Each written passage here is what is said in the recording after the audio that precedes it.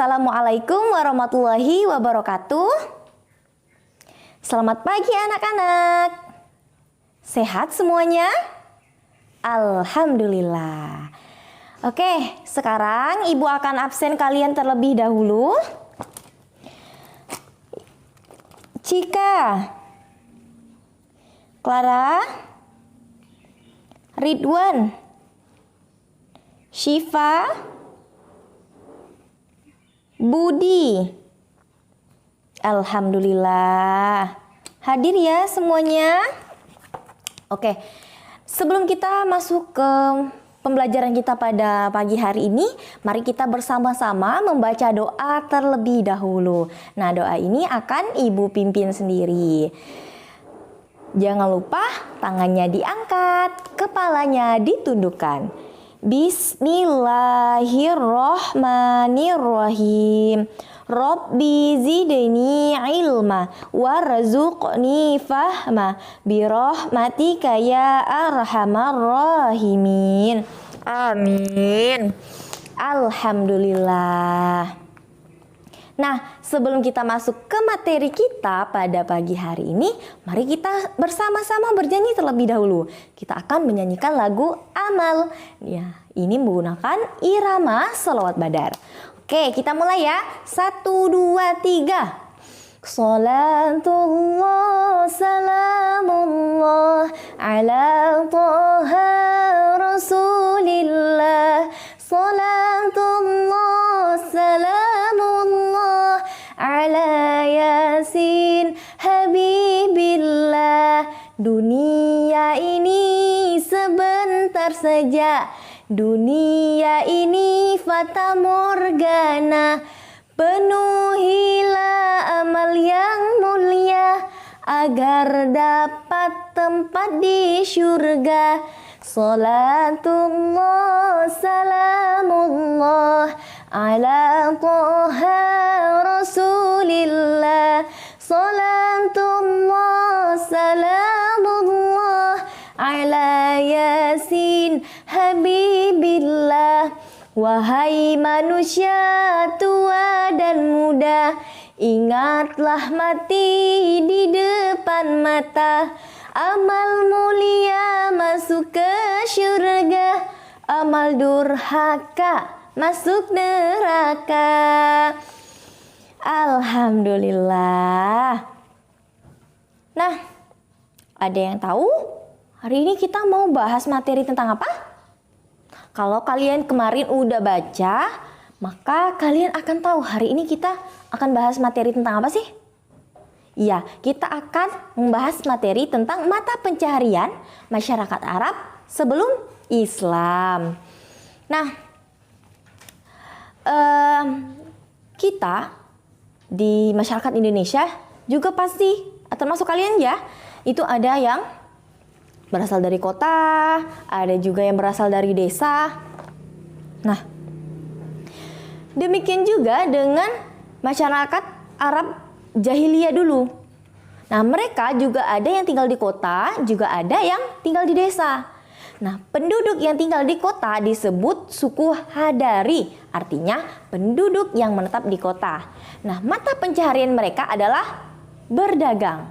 Sedangkan penduduk pedesaan disebut dengan suku Badawi atau suku Baduy.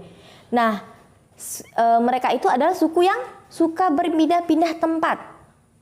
Nah, secara garis besar, mata pencaharian atau pekerjaan masyarakat Arab jahiliyah itu antara lain ada peternakan, ada apalagi pertanian, ya, apalagi dan perdagangan. Nah, sekarang kalian lihat di buku kalian masing-masing. Nah, di situ sudah ada penjelasannya. Kalian amati gambar apa tuh? Iya, ada gambar apa? Unta. Terus ada para penduduk. Ya, itu mereka sedang membawa dagangan mereka yang akan dibawa ke kota. Oke, nah sekarang kita akan masuk ke pembahasan yang pertama, yaitu peternakan. Nah, peternakan menjadi sumber kehidupan bagi Arab Baduy. Mengapa? Karena mereka berpindah-pindah menggiring ternaknya ke daerah yang sedang musim hujan atau padang rumput. Nah, mereka mengkonsumsi daging dan juga susu dari ternak yang mereka pelihara, serta membuat pakaian dari bulu domba. Nah, jika semua kebutuhan mereka sudah terpenuhi, maka mereka akan menjualnya lagi kepada orang lain. Nah, orang kaya di kalangan mereka, di kalangan Arab pada jahiliyah dulu, itu mereka menilai dan melihat dari berapa banyak sih hewan yang mereka miliki. Nah, hewan yang mereka ternak itu ada biri-biri, terus ada kambing, juga ada unta. Nah, bukan hanya Arab Baduy saja. Nah, sebagai masyarakat perkotaan yang pada masa Arab jahiliyah dulu, itu menjadikan peternakan sebagai sumber penghidupan mereka. Nah, ada juga yang menjadi pengembala ternak milik sendiri. Terus ada juga yang mengembala ternak orang lain. Seperti Nabi Muhammad SAW ketika tinggal di Bani Sa'ad, beliau adalah seorang pengembala kambing. Oke, selanjutnya ada pertanian. Nah, Jazirah Arab di sebagian besar daerahnya berupa padang pasir yang sangat luas.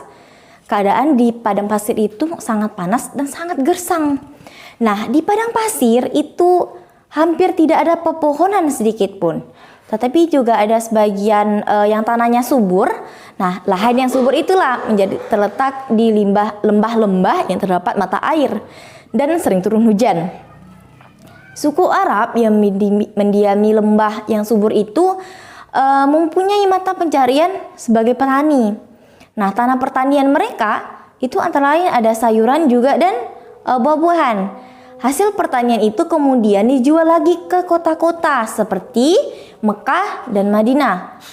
Adapun masyarakat perkotaan yang tinggal di daerah subur itu seperti Yaman, Tuf, dan Madinah, Najd, Khaybar, atau yang lainnya juga. Mereka menggantungkan sumber kehidupan pada pertanian. Nah, meskipun wilayah Arab itu dikelilingi dengan lautan pada ketiga sisinya, namun wilayah ini nyaris tidak mempunyai sungai. Nah, jika ada pun itu hanya sungai-sungai kecil yang tidak berfungsi sebagai sarana. Nah, kemudian tanaman yang sangat primadona di wilayah Arab itu ada kurma. Ya, kurma itu di sana sangat primadona sekali. Ya, sangat dekat dengan kehidupan masyarakat, baik mereka yang kaya maupun yang miskin. Sebab mengapa? Tanpa pohon kurma, maka kehidupan mereka di padang pasir akan sangat menderita. Pohon kurma itu sendiri di tanah Arab memiliki banyak sekali kegunaan, makanya itu sangat berguna sekali. Buahnya itu bisa dipakai untuk makanan tetap masyarakat Arab, bijinya sebagai persediaan untuk makan unta, sarinya yang dicampur dengan susu adalah minuman khas bagi masyarakat Baduy. Terus batang kayunya digunakan sebagai bahan bakar untuk keperluan memasak. Sedangkan daunnya digunakan untuk membuat atap rumah. Kemudian serabut pada dahannya digunakan sebagai tali tambang. Nah, jadi itu. Nah, selanjutnya ada perdagangan. Nah, suku-suku Arab yang tinggal di kota seperti Mekah dan Madinah, nah, mayoritas mereka itu bekerja sebagai pedagang. Nah, perdagangan di kota Mekah dan Madinah pada zaman jahiliyah sudah sangat maju. Nah, mereka berdagang bahkan sampai ke luar negeri. Nah, perjalanan dagang mereka dilakukan bisa dengan berjalan kaki atau naik unta.